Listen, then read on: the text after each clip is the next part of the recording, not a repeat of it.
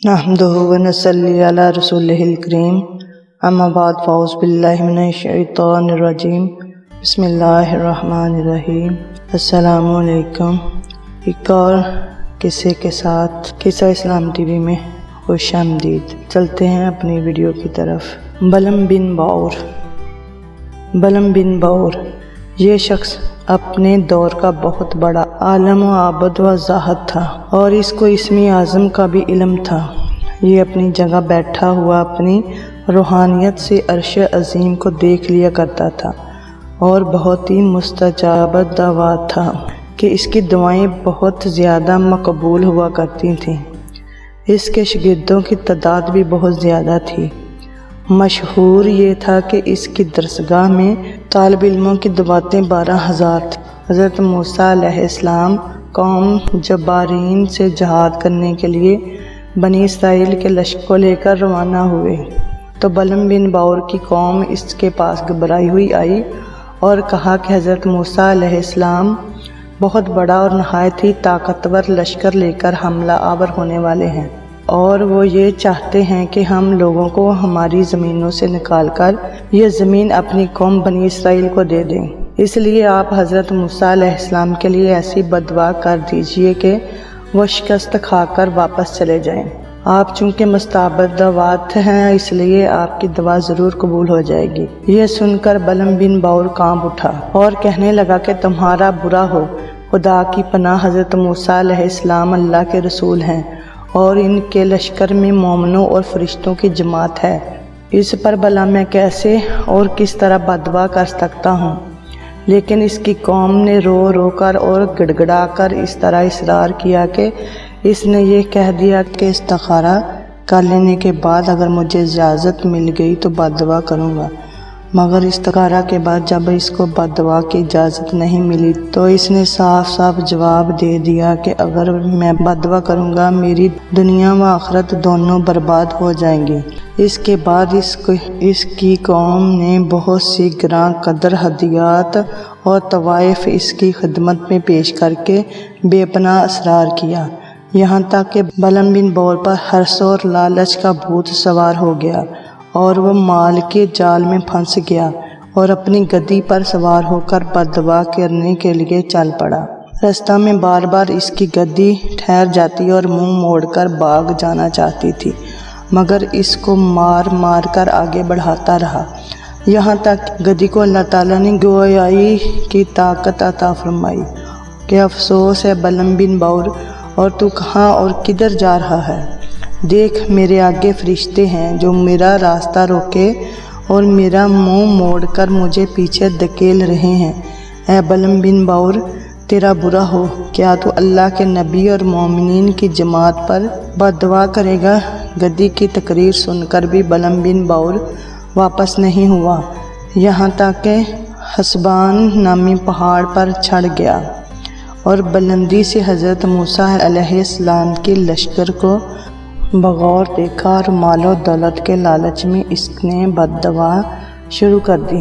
لیکن خدا کی شان کہ وہ حضرت موسیٰ علیہ السلام کے لیے بددعا کرتا تھا، مگر اس کی زبان پر اس کی قوم کے لیے بددعا جاری ہو جاتی تھی۔ یہ دیکھ کر کئی مرتبہ اس کی قوم نے ٹوکا کہ بلم تم تو الٹی دعا کر رہے ہو، تو اس نے کہا کہ اے میری قوم میں کیا کروں، میں بولتا کچھ اور ہوں اور میری زبان سے کچھ اور نکلتا ہے۔ پھر اچانک اس پر غضب الہی نازل ہو گیا کہ ناگہاں اس کی زبان لٹک کر اس کے سینے پر آ گئی۔ اس وقت بلم بن باور نے اپنی قوم سے رو کر کہا کہ افسوس، میری دنیا و آخرت دونوں برباد و غارت ہو گئیں۔ استغفر اللہ، میرا ایمان جاتا رہا، میں قہر و قہار، غضب و جبار میں گرفتار ہو گیا، اب میری کوئی دعا قبول نہیں ہو سکتی، مگر میں تم لوگوں کو مکر کی ایک چال بتاتا ہوں۔ تم لوگ ایسا کرو تو شاید حضرت موسیٰ علیہ السلام کے لشکر کو شکست ہو جائے۔ تم لوگ ہزاروں خوبصورت لڑکیوں کو بہترین پوشاک اور زیورات پہنا کر بنی اسرائیل کے لشکر میں بھیج دو، اگر ان کا ایک آدمی بھی زنا کرے گا تو پورے لشکر کو شکست ہو جائے گی۔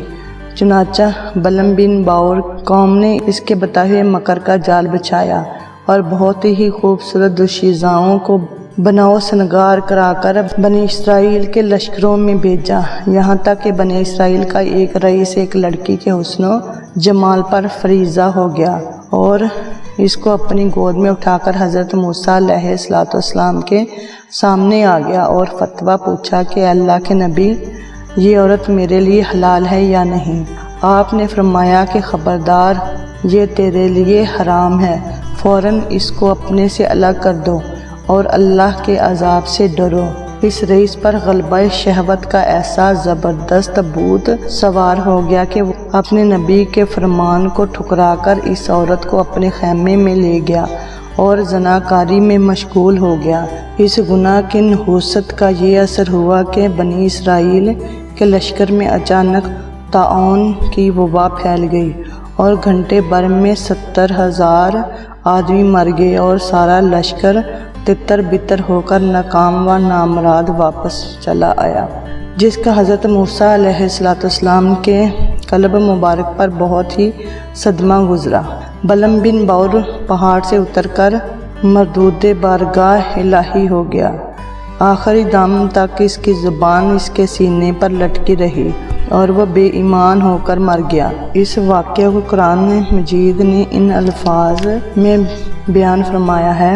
ترجمہ: اے محبوب، انہیں بلم کے احوال سنائیے جس کو ہم نے اپنی آیتیں دی تو وہ آیتوں سے صاف نکل گیا، پھر شیطان اس کے پیچھے لگ گیا تو وہ گمراہ ہو گیا، اور اگر ہم چاہتے تو اس کو آیتوں کے سبب اوپر اٹھا لیتے، مگر وہ تو زمین پکڑ کر رہ گیا اور اپنی خواہشوں کا تابع ہو گیا۔ تو اس کا حال کتے کی طرح ہے کہ تو اس پر حملہ کرے جب بھی وہ زبان نکالے اور چھوڑ دے جب بھی زبان نکالے۔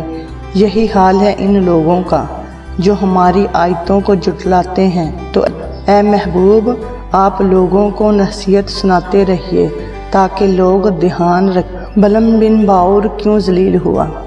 روایت ہے کہ بعض انبیاء کرام نے خدا تعالیٰ سے دریافت کیا کہ تو نے بلم بن باور کو اتنی کرامتیں عطا فرما کر پھر اس کو کیوں اس ذلت میں گرا دیا؟ تو اللہ تعالیٰ نے فرمایا کہ اس نے میری نعمتوں کا کبھی شکر ادا نہیں کیا۔ اگر وہ شکر گزار ہو جاتا تو میں اس کی کرامتوں کو سلب کر کے اس کو دونوں جہان میں اس طرح ذلیل و خوار نہ کرتا۔ درس ہدایت: بلم بن باور کی سرگزشت سے چند اسباق و ہدایت ملتے ہیں۔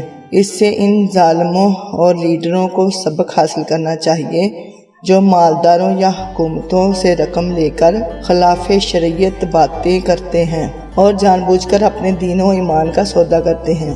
دیکھ لو بلم بن باور کو کیا تھا اور کیا ہو گیا۔ یہ کیوں ہوا؟